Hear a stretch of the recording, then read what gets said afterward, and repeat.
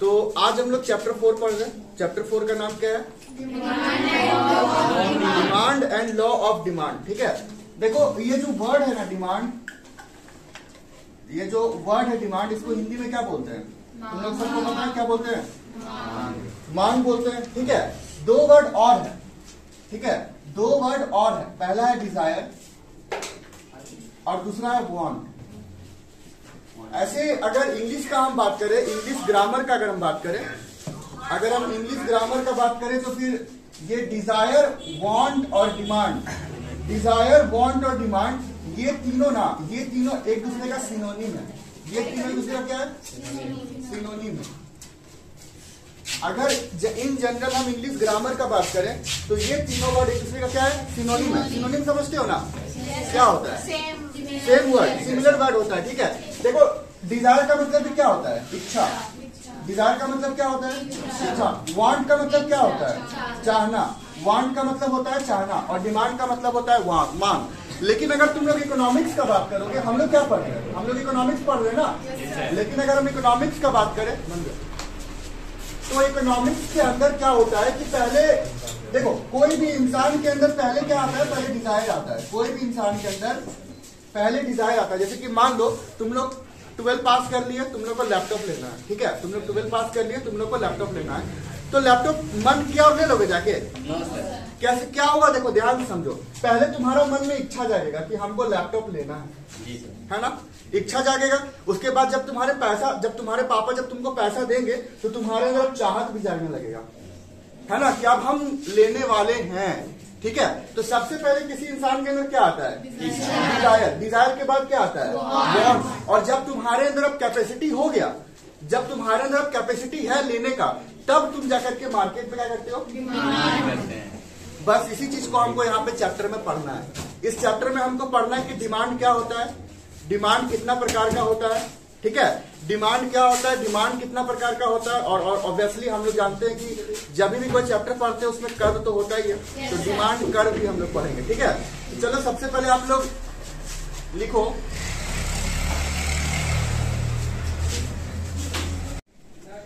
देखो यहाँ पे लिखा हुआ है कि in general sense desire, want and demand are considered as synonym. जैसा कि अभी हम बताएं ना अभी हम कि डिजायर, वांट और डिमांड ये तीनों एक दूसरे का क्या है? सिनोनिम है। लेकिन कब? इन जनरल सेंस। ठीक है, इन जनरल सेंस मतलब सामान्यता, अगर हम अंग्रेजी का बात करें तो। लेकिन अगर आप लोग इकोनॉमिक्स पढ़ोगे तो ये तीनों एक दूसरे से क्या है? अलग है। देखो कैसे अलग है अभी समझते हैं। देखो जैसे कि तुमको पता है कि इंसान का जो इच्छा क्या होता है? अनलिमिटेड होता है। Human wants are unlimited. ठीक है, तो जब तुम्हारे पास बहुत सारा इच्छा है, इसका मतलब तुम्हारा चाहत, तुम्हारा जो इच्छा है क्या? देखो ना यहीं पे लिख रहा हूं, इच्छा का मतलब क्या? बहुत सारा। इच्छा का मतलब क्या हुआ? तुम्हारे अंदर बहुत सारा इच्छा है, तुमको बहुत कुछ खरीदने का मन करता है। तुमको मन कर रहा है कि हम आईफोन भी ले लें, ठीक है, एप्पल का लैपटॉप भी ले लें, गुच्ची का जीन्स भी ले लें। लेकिन क्या तुम सब कुछ ले सकते हो? नहीं ले सकते हो ना सब कुछ। ये बात तो हम लोग पहले भी पढ़ चुके हैं, चैप्टर 1-2 से पढ़ते आ रहे हैं। ठीक है, तो इंसान का जो इच्छा होता है वो क्या होता है? बहुत सारा होता है। इसका मतलब डिजायर बड़ा होता है। डिजायर क्या होता है? बड़ा होता है। अब आ जाओ वांट। मान लो कि तुम्हारा डिजायर बहुत कुछ है कि लैपटॉप भी लेना है, फोन भी लेना है और जीन्स भी लेना है और मतलब घूमने भी जाना है। लेकिन जो तुम्हारा वांट होगा, वो क्या होगा? जो तुम कर सकते हो। वांट क्या होगा? जो तुम कर सकते हो। जैसे तुम्हारे पापा बोले कि चलो बेटी जाओ हम तुमको आईफोन ले देंगे, मतलब एक फोन तुमको ले देंगे, बस फोन ले देंगे, लैपटॉप और घूमने नहीं जाने देंगे। तो अब तुम देखो तुम्हारा डिजायर क्या था कि तुम लैपटॉप भी लो, तुम फोन भी लो, तुम घूमने भी जाओ। लेकिन तुम्हारा वांट हो गया थोड़ा छोटा। वांट तुम्हारा क्या हो गया? थोड़ा छोटा ना। मतलब तुम्हारे पापा बोले कि चलो तुमको फोन ले देंगे, जा तुम फोन ले लेना। इसका मतलब तुम्हारा वांट डिजायर से क्या होता है? छोटा। और वांट से भी छोटा होता है डिमांड। वांट से भी छोटा क्या होता है? डिमांड। तुम्हारा वांट था कि पापा फोन लेने बोल तो दिए, इसका मतलब आईफोन ले देंगे। जब तुम दुकान गया तो पापा पूछे कितना का फोन लेगी बेटी? तो बोला पापा कम से कम 56-57 का तो लेंगे। बस 5600-5700 का लेगी? चलो ठीक है जियो फोन ले लो। ठीक है, सोच करके गए थे कि पापा दिला देंगे आईफोन। पापा क्या दिला दिए तुमको? जियो फोन। पापा दिला देंगे जियो फोन। ठीक है, इसको बोलते हैं स्कैम। तो यही होता है डिमांड। इंसानी इच्छा बहुत सारा होता है। जब इंसानी इच्छा बहुत सारा होता है तो हमारे अंदर वांट क्रिएट होता है। जब हमारे अंदर वांट क्रिएट होता है तभी हमारे अंदर क्या क्रिएट होता है? डिमांड क्रिएट होता है। देखो एक तरह से तुम इसको ऐसे भी समझ सकते हो, जैसे कि बहुत आदमी का ड्रीम होता है कि हम एरोप्लेन में ट्रेवल करें। जैसे मान लो कि हम ही है वो आदमी, ठीक है, वो गरीब आदमी कौन है? हम ही है, हम ही है। अरे गधा, ठीक है। अब मेरा इच्छा है कि हम भी काश एरोप्लेन में ट्रेवल करते, तो बस ये मेरी इच्छा है। ये मेरा क्या है? इच्छा है। मतलब एक गरीब आदमी अगर एरोप्लेन में ट्रेवल करना चाहता है तो वो उसका डिजायर है। वो उसका क्या है? डिजायर का मतलब क्या हुआ? इच्छा। लेकिन वहीं पे एक प्रॉस्पेरियस इंसान है। प्रॉस्पेरियस का मतलब क्या होता है? जो समृद्ध व्यक्ति, जो कर सकता है। मान लो वो भी हम ही है, समझ में आया? मान लो कि वो भी हम ही है। अब हम एक ऐसे इंसान है जो हम कर सकते हैं, हम एरोप्लेन में ट्रेवल कर सकते हैं। मान लो किसी बिजनेस टूर के कारण हमको अमेरिका जाना है एरोप्लेन से, ठीक है। तो अब देखो मेरा बात को समझो। पहला इंसान कौन था? पहला इंसान कौन था? वो गरीब इंसान जो बस सोच रहा था, जिसका बस एरोप्लेन में ट्रेवल करना क्या था? डिजायर था। लेकिन अभी ये गरीब इंसान नहीं है, अभी ये अमीर इंसान है। ये कर सकता है, ये ट्रेवल कर सकता है। और ये एरोप्लेन मतलब गया वहां पे, तुम्हारा एयरपोर्ट गया, टिकट खरीदा और ट्रेवल कर लिया। तब वो अमीर इंसान का वो क्या बन गया? समझ में आया? मतलब एक गरीब इंसान जो एरोप्लेन में ट्रेवल करना चाहता है वो उसके लिए क्या है? जो कर नहीं पाता है। लेकिन जो एरोप्लेन में ट्रेवल कर लेता है, जो एरोप्लेन में ट्रेवल कर लेता है, उसके लिए वो मजबूरी है, करना पड़ेगा। अगर वो नहीं करेगा ट्रेवल तो वो अपना अमेरिका टूर नहीं जा पाएगा, अमेरिका जा नहीं पाएगा। तो उसका वो मजबूरी नहीं है, मतलब सॉरी, उसका वो क्या है? मजबूरी है। तो मजबूरी क्या बन जाता है तुम्हारा? डिमांड बन जाता है। समझ में आया? डिमांड और डिजायर के बीच में क्या अंतर है? लेकिन इंग्लिश बोलता है कि डिजायर, वांट और डिमांड, ससुरा तीनों क्या है?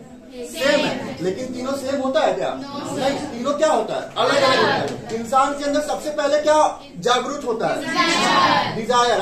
एकदम नौकरी लग गया तो सबसे पहले मन करेगा कि शादी करेंगे। सबसे पहले मन करेगा कि शादी करेंगे। वो तुम्हारा क्या है? इच्छा है। उसके बाद जब मम्मी गरियाने लगती है तब तुम्हारे अंदर वांट क्रिएट होता है। नहीं, अब तो चाहिए, अब एक बहू घर में चाहिए, वो वांट है। समझ में आ गया? लेकिन जब तुम लोग शादी करने के लिए जाते हो, ठीक है, हाँ, जब तुम लोग शादी करने के लिए जाते हो ब्यूटी पार्लर से, तो वो तुम्हारा क्या है? डिमांड है। समझ में आ गया? शादी करने का इच्छा क्या कहलाएगा? मम्मी जो गरियाती है वो क्या है? और जब शादी कर लेता है, समझ में आ गया? तीनों के बीच में क्या अंतर है? चलो अब देखो इसका एग्जांपल। जैसा कि अभी हम बताएं, हमारे पास दो पर्सन है। पहला कौन है? Poor person.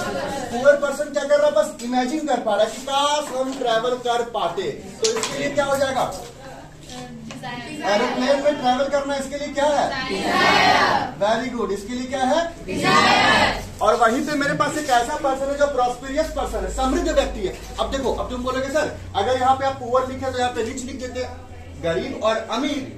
तो गरीब और अमीर अगर लिख देंगे तो यहाँ पे गरीब और अमीर का भेदभाव हो जाएगा। समझ पा रहे हो ना? इसीलिए यहाँ पे गरीब और अमीर ना लिख करके प्रॉस्पेरियस लिख दिया। प्रॉस्पेरियस का मतलब समृद्ध व्यक्ति जो कर सकता है। तो एक ऐसा व्यक्ति है जो एरोप्लेन में ट्रैवल कर सकता है। अब जब वो एरोप्लेन में ट्रैवल कर सकता है तो ही buy the ticket to travel by aeroplane. वो टिकट खरीद देता है एरोप्लेन में ट्रैवल करने के लिए, है ना? इसका मतलब क्या आपको लग रहा है कि he has capacity to buy. उसके पास कैपेसिटी है, उसके पास गुदा है कि वो खरीद सकता है। तो इस इंसान के लिए क्या हो जाएगा? ये क्या हो जाएगा? डिमांड हो जाएगा। अब अगला सवाल ये है कि सर डिमांड करता कौन है? बताओ, कौन करता है डिमांड? Very good. डिमांड कौन करता है? कंज्यूमर। बताए थे ना हम, कंज्यूमर यानी कि कस्टमर डिमांड करता है। समझ में आ गया? तो यहाँ पे जो प्रॉस्पेरियस व्यक्ति है ये क्या है? कंज्यूमर है। तो यहाँ पे चलो देखो, तो डिमांड को समझने के लिए यहाँ पे एक डायग्राम बना हुआ है। जैसा कि तुमको पता है सबसे बड़ा कौन होता है? डिमांड। डिजायर। तो डिजायर सबसे बड़ा है। तो बताओ यहाँ पे कौन सा एरो लगेगा? इधर ये वाला कौन सा लगेगा? जल्दी बताओ। ऊपर वाला है नीचे वाला? नीचे वाला कौन बोल रहा है? बचपन में पाप करके आया। देखो यहाँ ये वाला होगा, क्योंकि जिस तरफ मुंह खुला होता है वो बड़ा होता है। जिस तरफ तीर लगता है वो छोटा होता है, तो सबसे बड़ा डिजायर उससे छोटा, वांट उससे छोटा डिमांड। तो अगर वही चीज तुम एक ग्राफ में देखोगे तो वही नहीं लग रहा। देखो OA क्या है, डिजायर, और OA का लेंथ यहाँ से लेके यहाँ तक है, मतलब सबसे बड़ा कौन हो गया? उसके बाद OB देखो उससे छोटा वांट, और OC उससे छोटा। समझ में आए डायग्राम का मतलब? कोई दिक्कत? उसके बाद देखो यहाँ पे डिमांड का डेफिनेशन लिखा हुआ है। क्या लिखा हुआ है कि demand is an amount of a thing. Demand किसी चीज का एक अमाउंट है, एक प्राइस है। अब मेरा बात को ध्यान से सुनना। मान लो कि तुम लोग को लैपटॉप अभी थोड़ी देर पहले लेना था, ठीक है? तो मान लो कि लैपटॉप तुम ले रहे हो, और लैपटॉप का मान लो कि तुम लैपटॉप ले रहे हो, ठीक है? और वो लैपटॉप है HP का, एक पीस तुम लैपटॉप ले रहे हो, और लैपटॉप का प्राइस है 70,000 रुपया, ठीक है? 70,000 लैपटॉप का प्राइस है। तो तुम हमको ये बताओ कि डिमांड ये लैपटॉप होगा, ये एक पीस होगा, या ये 70,000 होगा? डिमांड क्या होगा? मेरा बात को समझा, मेरा बात को समझा हम क्या बोल रहे हैं? हम तुमसे पूछ रहे हैं कि तुमको लैपटॉप लेना है, तो लैपटॉप तुम्हारे लिए भी डिमांड हो गया, कोई दिक्कत? ठीक है। तुमको एक पीस लैपटॉप लेना है, लैपटॉप का प्राइस कितना है? 70,000 है। तो डिमांड ये एक पीस, ये जो एक पीस जो तुम ले रहे हो ना, वो डिमांड है, या उस एक पीस का प्राइस 70,000 वो डिमांड? डिमांड क्या है? डिमांड दोनों है। ये अमाउंट भी डिमांड, ये अमाउंट भी डिमांड है, और ये क्वांटिटी भी डिमांड है। ये तुम्हारे लिए क्या अमाउंट है ना, और ये क्या है? तो दोनों तुम्हारे लिए क्या है? डिमांड है। बोलो बात समझ में आ रहा है ना? इसीलिए यहाँ पे डेफिनेशन में ये लिखा गया है कि डिमांड इज एन अमाउंट। वो जो चीज को तुम खरीदते हो ना, उसका जो अमाउंट है वो डिमांड है। समझ में आ रहा है बात? ठीक है। Amount of a thing which a consumer is willing, जो एक consumer willing and ability to buy at a given price. एक गिवन प्राइस में वो कंज्यूमर खरीदना चाहता है और खरीद सकता है। अगर खरीदना चाहता है और खरीद सकता है तब ना उसके लिए डिमांड होगा। जैसा भी थोड़ा देर पहले एरोप्लेन वाले एग्जांपल में देखा था ना, वो जो प्रोस्पेरियस पर्सन था वो खरीदना भी चाहता था और टिकट जाके खरीद भी लिया था, तभी ना उसके लिए वो डिमांड बना था। तो डिमांड के लिए दो कंडीशन होना चाहिए। पहले तो तुमको चाहना पड़ेगा, चाहने के बाद तुम्हारे पास एबिलिटी भी होना चाहिए अपने डिमांड को पूरा करने का, तब तुम्हारे लिए वो चीज डिमांड बनेगा। और अगर तुम्हारे पास एबिलिटी नहीं है ये लैपटॉप खरीदने का, तो ये डिमांड तुम्हारे लिए क्या बन जाएगा? ये डिमांड तुम्हारे लिए डिजायर बन जाएगा। बात समझ में आ रहा है कि नहीं आ रहा है? अब देखो यहाँ पे लिखा हुआ एलिमेंट ऑफ डिमांड, मतलब जब भी कोई इंसान डिमांड करता है तो क्या क्या चीज चाहिए डिमांड करने के लिए। तो सबसे पहले डिमांड करने के लिए पहले तो एक सामान का इच्छा होना चाहिए कि तुमको क्या खरीदना है। फॉर एग्जांपल यहाँ पे लैपटॉप लेना था, एक सामान होना चाहिए ना जो तुम खरीदोगे, जिसका तुम डिमांड करोगे। अब हमको ये बताओ, क्या वो गुड्स भी हो सकता है, सर्विस भी हो सकता है? सर्विस भी हो सकता है, गुड्स भी हो सकता है, और सर्विस भी हो सकता है। सेकेंड क्या चाहिए? Sufficient resource to buy the goods, खरीदने का औकात भी होना चाहिए, पैसा भी होना चाहिए खरीदने का। तीसरा विलिंगनेस टू स्पेंड। अब देखो बहुत होता है इंसान का, मतलब शादी करना तो चाहता है, जरूरी भी है, लेकिन फिर सोचता है कि यार नहीं करते हैं। मतलब समझ रहे हो क्या बोल रहे हैं? मतलब अमीर इंसान के पास पैसा तो है लेकिन वो खर्च नहीं करना चाहता है, कंजूस होता है। लेकिन यहाँ पे तुमको कंजूस नहीं होना है। मतलब अगर तुम्हारे पास, तुमको पता है कि तुमको लैपटॉप लेना है, तुम्हारे पास 70,000 रुपए है भी, तो तुम्हारे पास खर्च करने का कूदा भी होना चाहिए। विलिंगनेस टू एक्सपेंड, समझ पा रहे हो ना? खर्च करने के लिए तुम प्रेरित भी होने चाहिए, तुमको खर्च करना है, समझ पा रहे हो? तभी तुम्हारे लिए वो डिमांड बनेगा। तुम खर्च करोगे ही नहीं, तुम लैपटॉप खरीदोगे ही नहीं, तुम्हारे पास डिमांड कहाँ से आया? वो तो फिर डिजायर बन जाएगा। समझ पा रहे हो ना? ठीक है। तो विलिंगनेस टू स्पेंड भी होना चाहिए। अब जब तुम लैपटॉप खरीदने के लिए जा रहे हो तो एक प्राइस भी तो होगा लैपटॉप का, तो गिवन प्राइस भी होगा, और टाइम तो होगा। किसी टाइम में तुम जाकर खरीदोगे कि तुम मतलब स्पेस से बाहर में तुम 3D में जाकर खरीद लोगे। अभी तुम जहाँ रह रहे हो तुम लोग एक समय में रह रहे हो, एक टाइम में रह रहे हो। तो एक टाइम के अंदर एक गिवन प्राइस में तुम जब किसी चीज को खरीदने का इच्छा रखते हो, तुम्हारे पास खरीदने का पैसा भी है और खरीदने के लिए सामान भी है, तब तुम कह सकते हो कि तुम क्या कर सकते हो? डिमांड। तब तुम किसी चीज का डिमांड कर सकते हो। बोलो समझ में आया? छाप लिया इसको? देखो डिमांड कौन कर सकता है? कंज्यूमर कर सकता है। अगर डिमांड करने वाला कोई एक व्यक्ति हो, अगर डिमांड करने वाला कोई एक इंसान हो, तो उसको हम कहेंगे क्या बोलेंगे? Single consumer demand. मतलब कोई एक सिंगल कंज्यूमर है, खरीदने वाला, डिमांड करने वाला। अगर वहीं पे एक से ज्यादा हो तो क्या बोलेंगे उसको? All consumer. या वन और मोर कंज्यूमर, या तो सबको मिला के तुम कह दो मार्केट कंज्यूमर। समझ में आया? तो डिमांड दो ही कोई कर सकता है, पहला या तो कंज्यूमर सिंगल कंज्यूमर या तो मार्केट। समझ में आया? अभी ये जो चीज तुम देख रहे हो सिंगल कंज्यूमर और मार्केट, इसी पूरा चैप्टर है आगे। ठीक है, तो इसीलिए इसको ध्यान से सुन लेना। अब यहाँ पे अगला टॉपिक है हमारा फैक्टर ऑफ डिमांड। जब भी हम डिमांड करते हैं किसी भी चीज का, तो कौन कौन सा फैक्टर काम करता है? ठीक है, कौन कौन सा फैक्टर काम करता है? जैसे एग्जांपल अगर हम आपको दें, ठीक है, आपको अगर हम एग्जांपल दें, तो मान लो कि आप डिमांड कर रहे हो लैपटॉप का या फ्रिज का। आपको फ्रिज खरीदना है, ठीक है, आपको फ्रिज खरीदना है, ठीक है। तो मम्मी बोलती है कि फ्रिज हम कब लेंगे? ठंडा का मौसम में लेंगे, क्योंकि ठंडा का मौसम में फ्रिज का प्राइस क्या होता है? कम रहता है। जब फ्रिज का प्राइस कम रहता है ठंडा का मौसम में, तो फ्रिज का डिमांड क्या हो जाता है? ठंडा का मौसम में फ्रिज का डिमांड बढ़ जाएगा। अगर in general price, in general life मत देखो, अभी जो समझा रहे वो समझो। अगर कभी किसी चीज का प्राइस कम हो जाएगा तो डिमांड नहीं बढ़ेगा। जैसे मान के चलो कि तुम लोग अभी लैपटॉप कोई नहीं खरीद रहा है। लैपटॉप को इसलिए नहीं खरीद रहा है क्योंकि लैपटॉप का प्राइस बहुत ज्यादा है, लेकिन लगभग लैपटॉप का नीड तो सबको है। मान लो कि हमारा गवर्नमेंट कोई एक ऐसा स्कीम लाए जिसमें लैपटॉप तुमको मिलेगा 12,000 में। कौन स्मार्ट बन रहा है जी? मान लो कि गवर्नमेंट को एक ऐसा स्कीम लाए जिसमें लैपटॉप का प्राइस कितना है? 12,000 रुपए है। तो अब हमको ये बताओ लैपटॉप का प्राइस यहाँ पे क्या हुआ? कम हुआ, तो सबको अब लैपटॉप खरीदने लगेगा। लैपटॉप का डिमांड क्या हो जाएगा? बढ़ जाएगा। तो ये एक फैक्टर है। डिमांड जब भी बनता है ना, तो पहला फैक्टर होता है price of a given commodity, कि जो भी कमोडिटी आप खरीद रहे हो, कमोडिटी का मतलब क्या होता है? गुड्स एंड सर्विसेज होता है, कि जो भी आप कमोडिटी खरीद रहे हो उसका प्राइस कैसा है। अगर इसका प्राइस ज्यादा है तो डिमांड क्या होगा? कम। और अगर इसका प्राइस कम है तो डिमांड क्या होगा? इस रिलेशन को क्या बोलते हैं? जल्दी बताओ। इनवर्स बोलते हैं। डायरेक्ट का मतलब होता है कि ये बढ़े और ये भी बढ़े, लेकिन यहाँ पे एक बढ़ रहा है, दूसरा क्या हो रहा है? कम हो रहा है ना। तो ऐसा रिलेशन को बोलते हैं इनवर्स रिलेशन। इनवर्स रिलेशन तुम्हारा एमसीक्यू में बन सकता है। What is the relationship between price and demand? Direct और इनवर्स। इनवर्स रिलेशनशिप समझ में आ रहा है ना? Very good. अब अगला समझो related goods. Related goods, related goods में क्या होता है? जैसे मान लो कि आप लोग चाय बड़ा पीते हो, आप लोग चाय बहुत पीते हो, ठीक है। तो अब हमको ये बताओ, आप लोग चाय पी रहे हो और कॉफी का प्राइस अगर कम हो जाए तो चाय से शिफ्ट होकर के आप कॉफी में चल जाओगे? बहुत लोग हो जाएगा, तुम नहीं होगा लेकिन बहुत लोग हो जाएगा ना। मान लो कि आप लोग चाय बहुत पीते हो, आपको कॉफी पीना होता है, लेकिन अब कॉफी का प्राइस बहुत ज्यादा है ना, 50-60 रुपए ले जाता है कॉफी का, चाय 10 रुपए में हो जाता है। अगर कॉफी का भी प्राइस को कम कर दिया जाए तो आप लोग चाय से शिफ्ट होकर कॉफी में आ जाओगे ना। इसका मतलब ये है कि रिलेटेड गुड्स, जो वस्तु आप खरीद रहे हो उससे रिलेटेड वस्तु पे भी डिपेंड करता है। जैसे अगर तुमको लैपटॉप लेना है तो लैपटॉप मेरे पास एचपी का है और मान लो कि डेल का है, ठीक है। तुम लोग डिसाइड किया कि सर हम लैपटॉप लेंगे एचपी का, जहां डेल प्राइस कम कर दिया तुरंत तुम चल जाएगा डेल में, है ना। अगर तुम डेल का ले रहा है और एचपी प्राइस कम कर दे, तुम कहाँ आ जाएगा? इसका मतलब कि जो सामान तुम जो गुड्स खरीद रहे हो उससे रिलेटेड गुड्स जो है उस पर भी डिपेंड करता है, डिमांड करता है कि नहीं करता है। अब देखो रिलेटेड गुड्स दो प्रकार का होता है, ठीक है।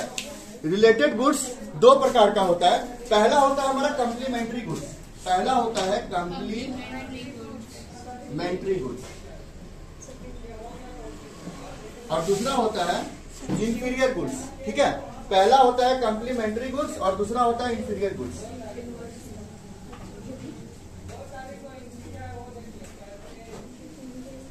सब्स्टिट्यूट गुड्स, इंफीरियर गुड्स बाद में है।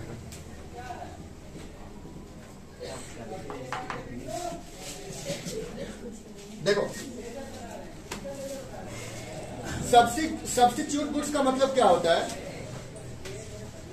सब्स्टिट्यूट गुड्स का मतलब होता है कि अगर तुम कोई एक वस्तु का इस्तेमाल कर रहे हो और वो वस्तु का दाम बढ़ गया तो उसके बदले तुम कोई दूसरा वस्तु का इस्तेमाल करना शुरू कर देते हो।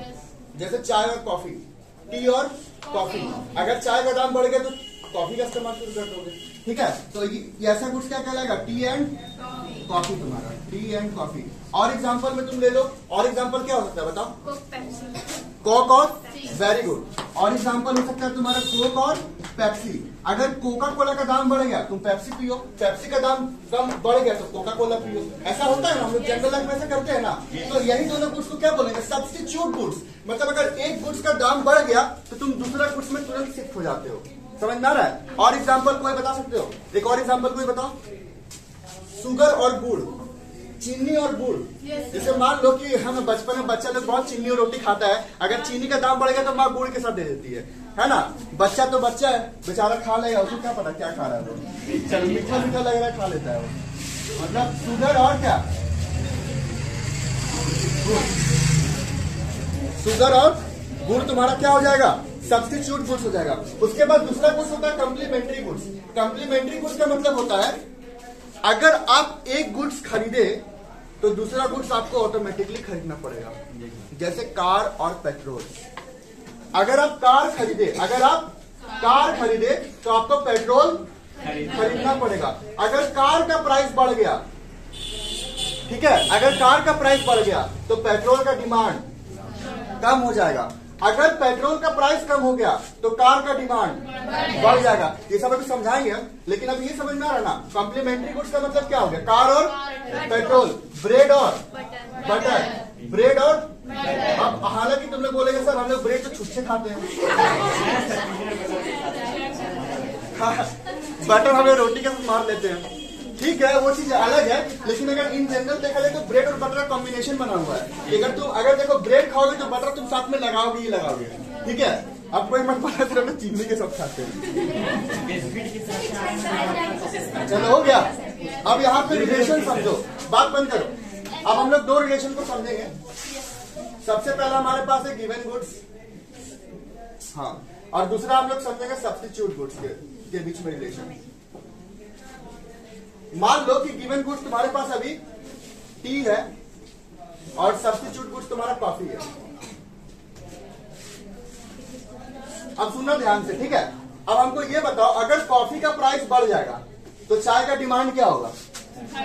हाँ, बढ़ जाएगा ना।